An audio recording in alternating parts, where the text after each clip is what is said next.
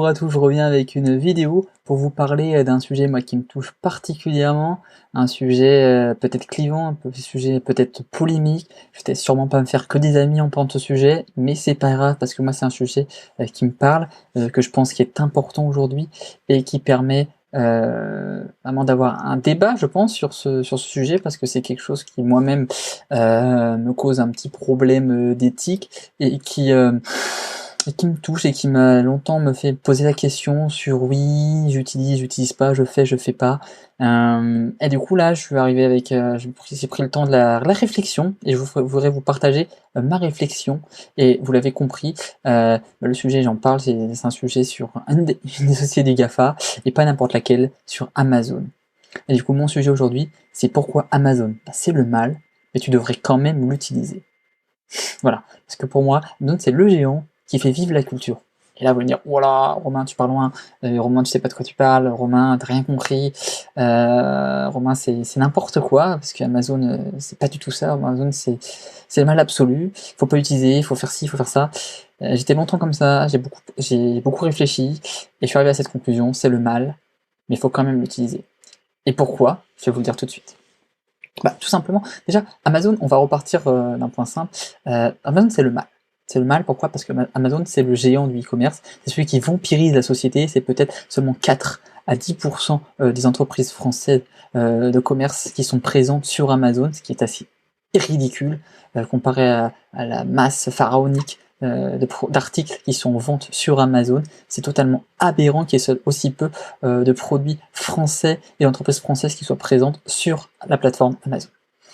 Amazon, c'est aussi des montages financiers pour payer moins d'impôts, notamment en France, qui permet à l'entreprise d'éviter certaines taxes, certains impôts, ce qui est du côté éthique très discutable et qui est vraiment même pas discutable, ce qui est aberrant encore aujourd'hui qu'une société aussi grosse que ça ne paye si peu d'impôts grâce à des montages financiers. Alors que tout le monde le sait, c'est décrié et du coup c'est une des raisons pour laquelle moi je n'apprécie pas Amazon.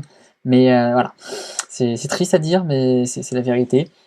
Un troisième point qui pour moi est le plus important et le plus triste d'Amazon, c'est les conditions de travail qui sont déplorables, qui sont lamentables, même dans certains cas, malgré que le fait qu'il y ait eu des hausses de salaire durant le premier confinement. Les conditions de travail restent très discutables toujours, très en deçà de ce qu'elles devraient être. Malheureusement, les employés d'Amazon ne sont pas traités à leur juste valeur et l'entreprise n'est pas là pour les aider, ni pour répondre à leurs attentes, contrairement à ses clients, qui son secteur d'activité numéro 1 et du coup en termes d'échange et de réponse. Donc voilà, ça c'est les 3 points qui pour moi font qu'Amazon c'est le mal et c'est triste. Maintenant je vais t'expliquer pourquoi tu devrais quand même l'utiliser. Il y a un secteur en particulier que Amazon fait vivre et qui est même assez primordial pour la survie de ces personnes, même c'est même pas pour vivre, c'est même pour survivre, c'est le secteur de l'auto-édition. L'auto-édition, pourquoi? Parce qu'Amazon permet à tous ceux qui n'ont pas de place en librairie, parce que les auteurs auto-édités n'ont pas de place en librairie, sauf dans très très rares cas et de certaines librairies où on leur accorde une place.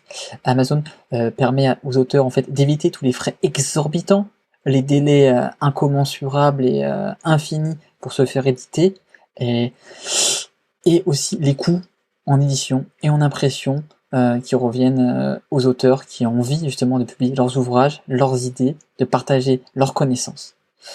Donc voilà, Amazon permet justement à ces personnes d'atteindre leurs objectifs en donnant de la visibilité grâce à sa vitrine internationale, leur permet de gagner en notoriété justement grâce à la plateforme Amazon qui permet de toucher un public assez large dans tous les domaines connus.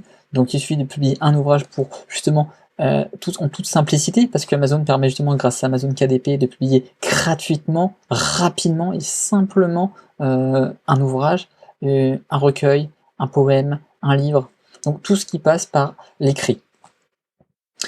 Amazon, c'est justement quelque chose qui permet de donner l'accès à tous, et accès à tous à l'écriture, à la connaissance, et justement de partager ses idées.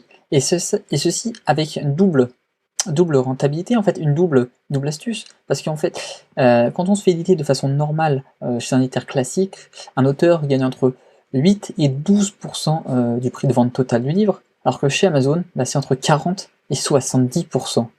Donc la différence est juste astronomique, et du coup pour un auteur c'est largement plus rentable de se faire auto-éditer sur Amazon, parce que du coup il a des coûts qui sont moindres, il a des revenus qui peuvent être supérieurs, bien sûr il n'a pas toute la force de frappe qu'une maison d'édition aurait, mais justement ça lui permet, pour ceux qui ont peu de revenus, qui ont envie de se lancer, partager leurs idées, de pouvoir vivre, ou d'avoir en tout cas des revenus complémentaires grâce à l'auto-édition, grâce au partage des idées.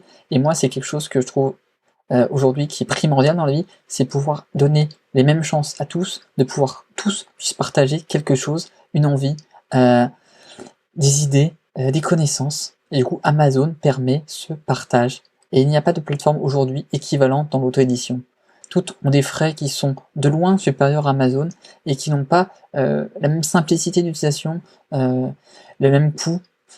Donc voilà, Amazon est vraiment primordial pour tout ce qui est auteur auto-édité. J'en connais quelques-uns, je pourrais citer Mélanie Bigot justement qui a publié son dernier roman sur la plateforme Adéquate et qui pourrait peut-être nous en parler, qui m'en a déjà parlé justement de pourquoi elle avait choisi Amazon.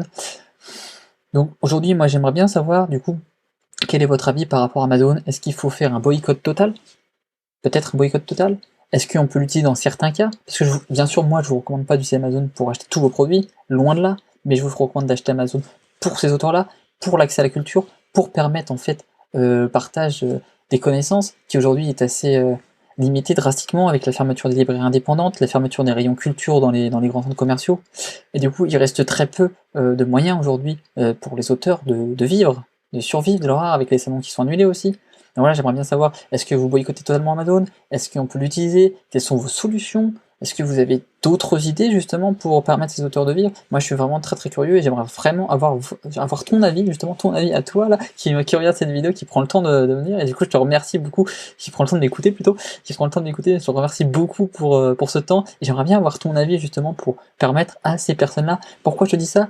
Parce que moi j'ai beaucoup réfléchi et je pense que bah, c'est même certain, je vais me faire auto-éditer sur la plateforme Amazon parce que c'est celle qui répond au maximum à mes attentes en termes de liberté, de choix, de pouvoir faire ce que je veux avec mon livre, de pouvoir faire ce que je veux avec mes futurs écrits, d'avoir la liberté totale, et ceci a un coût totalement dérisoire. Et justement, pour permettre de partager un maximum de personnes, à moi, parce que moi je veux partager ce que j'ai envie, comme j'ai envie, et à qui j'ai envie, et quand j'ai envie. Et aujourd'hui, c'est la plateforme qui est pour moi la meilleure dans le domaine de l'auto-édition et dans l'édition pour partager, pour écrire et partager des romans, des livres, tout simplement, de la culture, de la connaissance. Voilà, donc si tu es intéressé par ce que je te dis, si tu veux avoir plus d'informations, tu veux recevoir ta dose de positivité toutes les semaines, je t'invite à venir en commentaire pour rejoindre mon infolettre que tu peux retrouver aussi sur www.romainrivière.net/infolettre. Et je te dis à bientôt.